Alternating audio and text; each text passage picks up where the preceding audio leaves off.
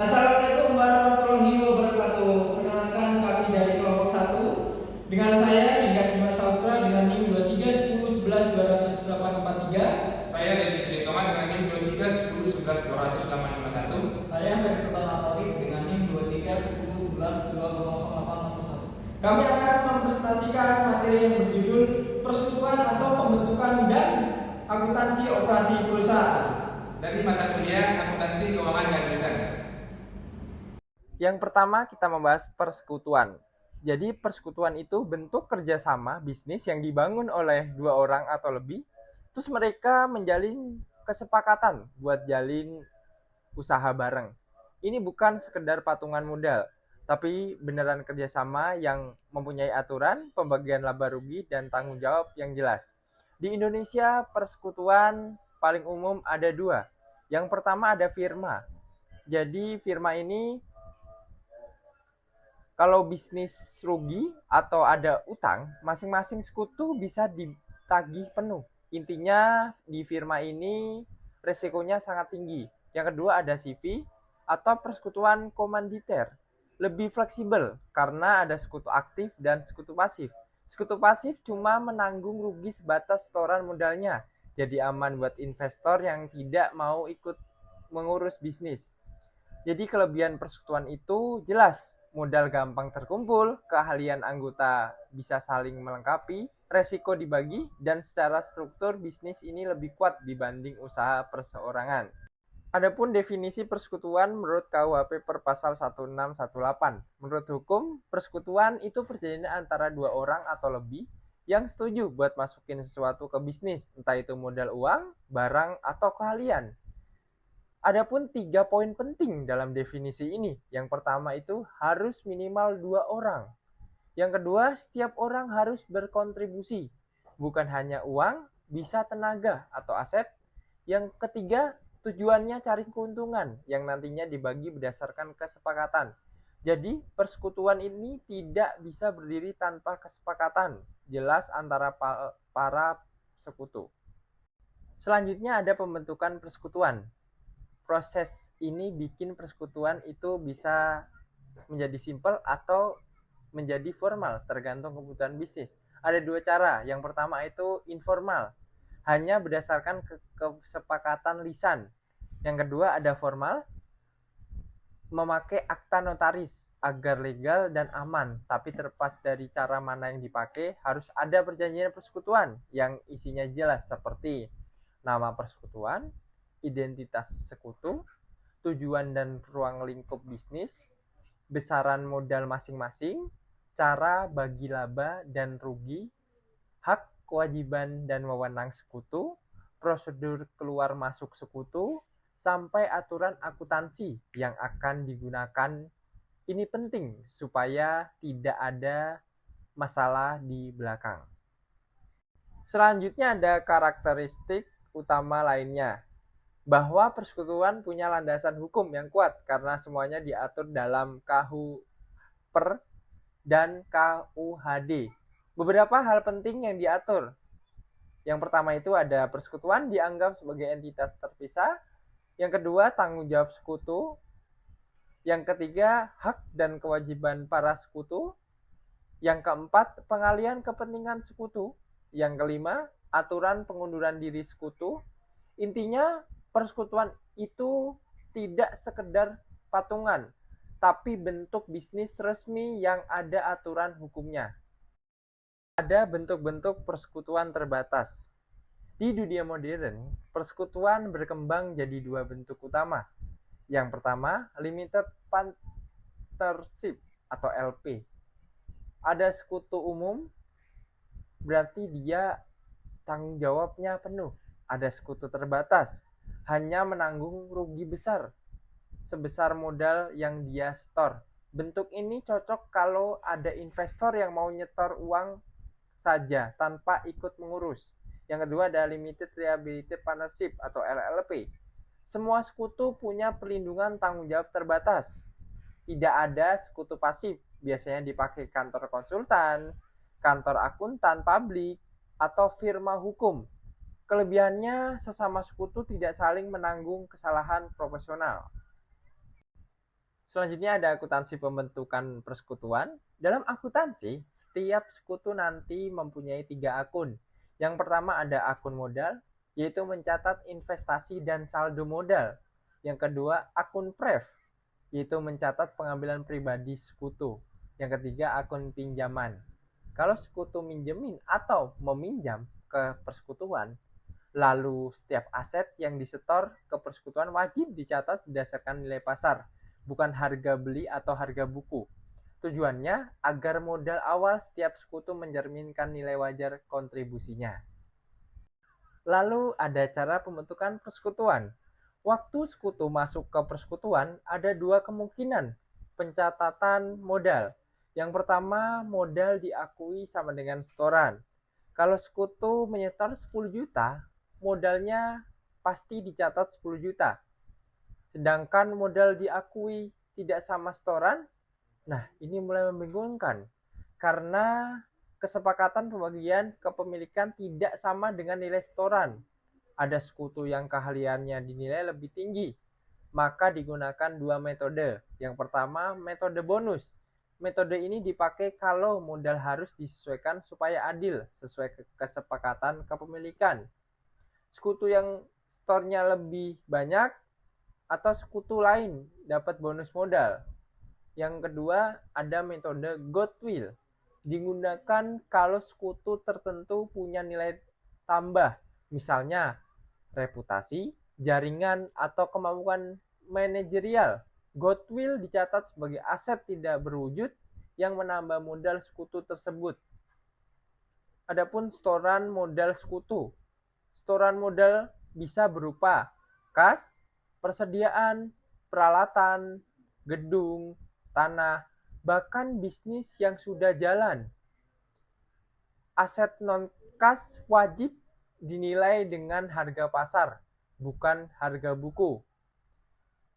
Di bagian contoh, ditunjukkan bagaimana aset faktur dinilai ulang, termasuk penyesuaian persediaan, penilaian liabilitas yang sebelumnya belum dicatat. Penerimaan kontribusi kas sekutu baru ini menunjukkan pentingnya penilaian ulang saat persekutuan itu dibentuk. Selanjutnya, perubahan keanggotaan persekutuan.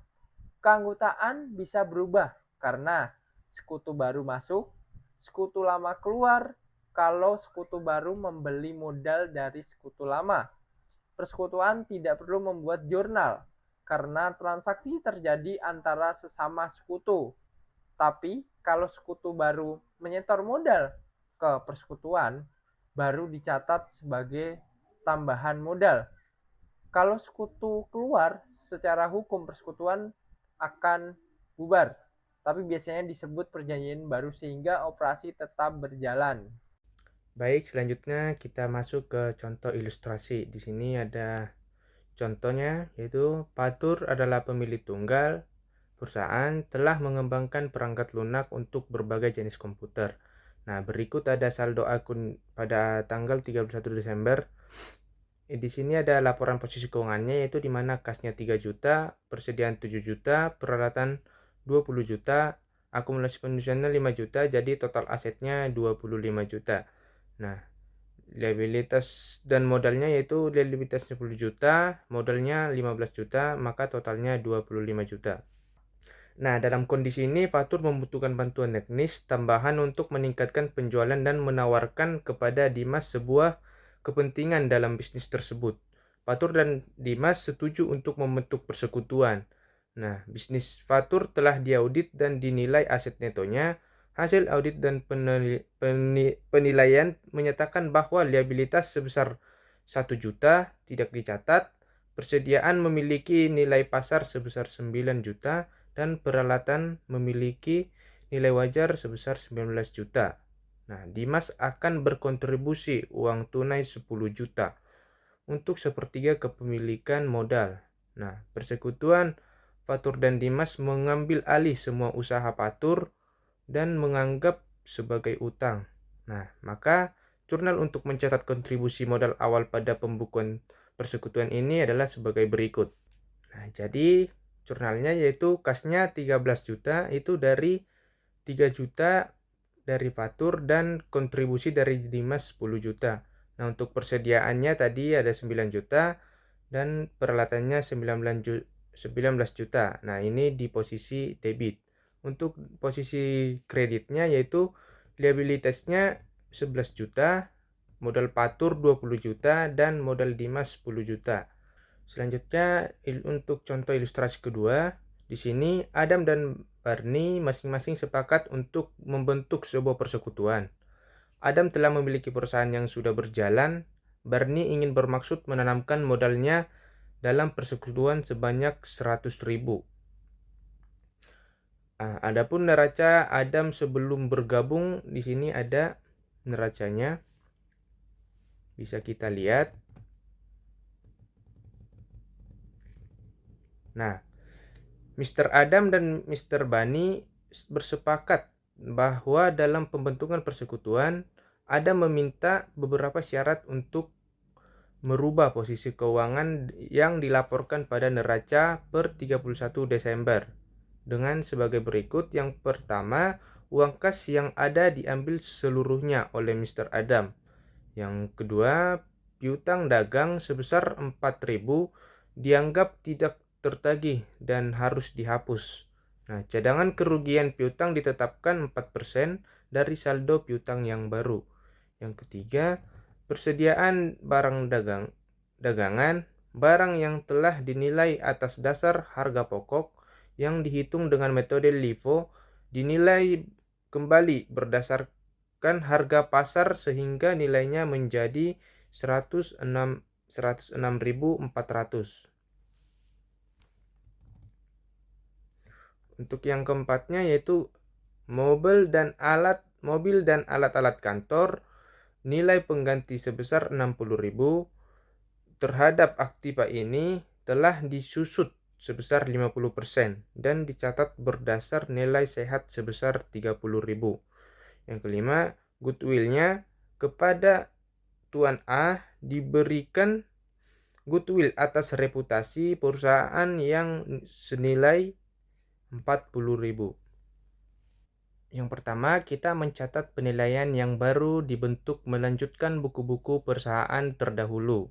Nah, di bagian debit, cadangan kerugian piutang 1.760, persediaan barang dagang 20.800, akumulasi penyusutan peralatan kantor 22.400, dan goodwill 40.000. Nah, di sisi kreditnya piutang dagang 4.000, mebel dan peralatan kantor 18.000, dan modal Adam 62.960. Nah, mungkin bingung angka ini dapat dari mana. Nah, yang cadangan kerugian piutang 1.760 didapatkan dari tadi piutang awal Adam 80.000. Dari jumlah itu ada 4.000 piutang tak tertagih sehingga harus dihapus. Jadi piutang baru 80.000 dikurang 4.000 sama dengan 76.000. Nah, cadangan piutang baru sama dengan 4% dari 76.000 didapatkan hasil 3.040. Nah, cadangan lama sama tadi cadangan lama di sini 4.800 saldo kredit. Nah, karena cadangan baru hanya 3.040, berarti cadangan lama harus diturunkan. Nah, pengurangannya 4.800 dikurang 3.040 sama dengan 1.760. Nah, maka jurnalnya cadangan piutang 1.760 dan kreditnya piutang dagang 4.000. Nah, untuk persediaan barang dagang 20.800 didapat dari persediaan awal tadi 85.600 dinilai ulang berdasarkan harga pasar menjadi 106.400. Nah, kenaikan persediaan jadinya sama dengan 106.400 dikurang 85.600, maka dapat hasil 20.800. Jadi itu didapatkan dari pengurangan nilai harga pasar dikurang persediaan awal. Nah, selanjutnya untuk penyesuaian peralatan kantor, peralatan awal tercatat 48.000, akumulasi penyusutan 22.400. Nah, ini dimasukkan tadi di debit 22.400. Jadi nilai buku lama 25.600. Nah, persekutuan sepakat memakai nilai sehat 30.000. Berarti peralatan harus disesuaikan. Nah, akumulasi penyusutan lama dihapus seluruhnya 22.400 dan nilai peralatan dikurangi 18.000 agar menjadi 30.000. Maka jurnalnya akumulasi penyusutan 22.000 di debit dan peralatan di kredit 18.000. Kalau untuk goodwill-nya tadi sudah adalah nilai goodwill yang disepakati 40.000 dimasukkan di debit. Nah, kalau modal Mr. Adam yang 62.960 didapat dari hitungan total debit dikurang total kredit. Nah, tadi kan 7.760 ditambah 20.800 ditambah 22.400 ditambah 40.000 sama dengan 84.960.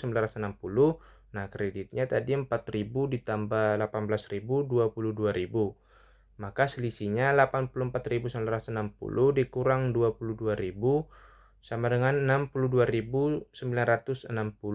Maka modal Adam di sisi kredit sama dengan 62.960.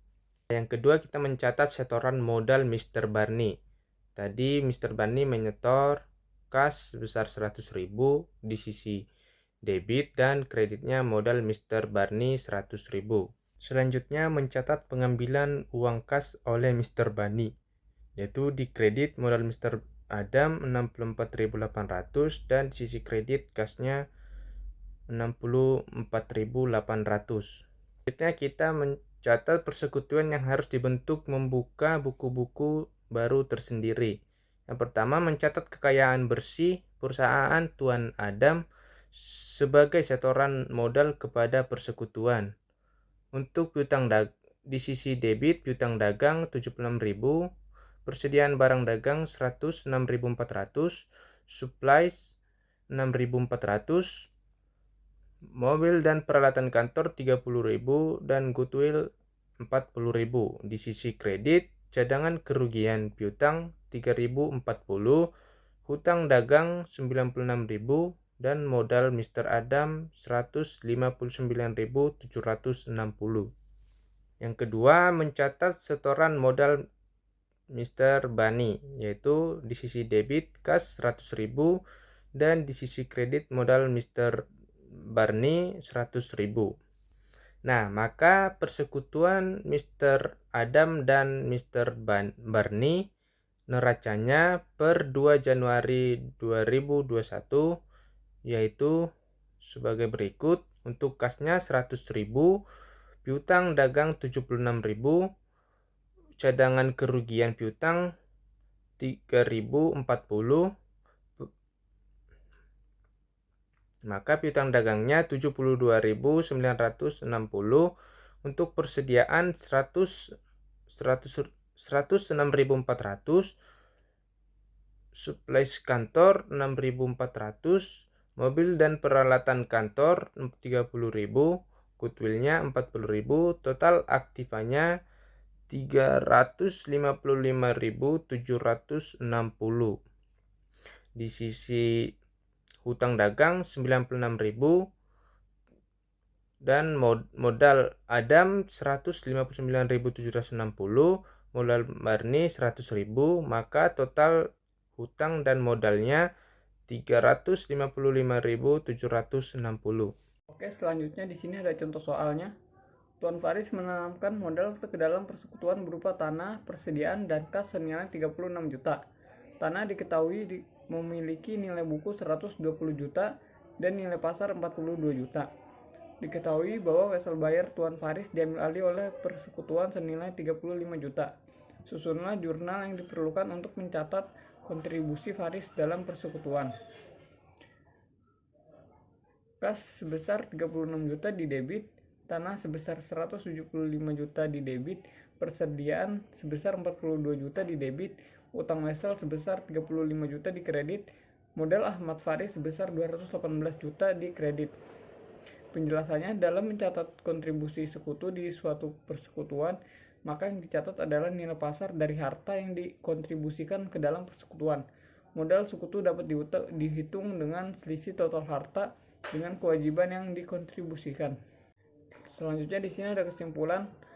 Persekutuan adalah bentuk usaha yang dibangun oleh dua orang atau lebih yang sepakat menginvestasikan aset, keterampilan, atau jasa untuk memperoleh keuntungan bersama. Secara teori, persekutuan merupakan entitas bisnis terpisah dalam akuntansi, namun dianggap sebagai saluran dalam perpajakan. Pembentukannya dapat dilakukan secara informal maupun dengan perjanjian tertulis, namun idealnya memiliki akta persekutuan yang mengatur kontribusi modal, pembagian laba rugi, hak dan kewajiban sekutu, serta prosedur perubahan keanggotaan KUHPR dan KUHD menjadi dasar hukum utama yang mengatur hubungan antar sekutu dan antara sekutu dengan kreditor. Dalam akuntansi, pembentukan persekutuan menekankan penilaian yang benar atas kontribusi sekutu, baik berupa kas, aset, non-kas, maupun liabilitas yang dialihkan. Setiap sekutu dicatat melalui akun modal, prive, dan jika ada, akun pinjaman untuk memisahkan kontribusi pemilik dari kewajiban persekutuan. Persekutuan juga dapat berbentuk LP, persekutuan terbatas, atau LLP, persekutuan dengan kewajiban terbatas, yang membedakan tingkat tanggung jawab masing-masing sekutu. Secara keseluruhan, teori persekutuan menekankan fleksibilitas usaha, kejelasan struktur hak kewajiban, serta pentingnya pencatatan akuntansi yang akurat bagi setiap partner. Sekian presentasi dari kami. Mohon maaf bila ada kesalahan. Semoga bermanfaat. Wassalamualaikum warahmatullahi wabarakatuh.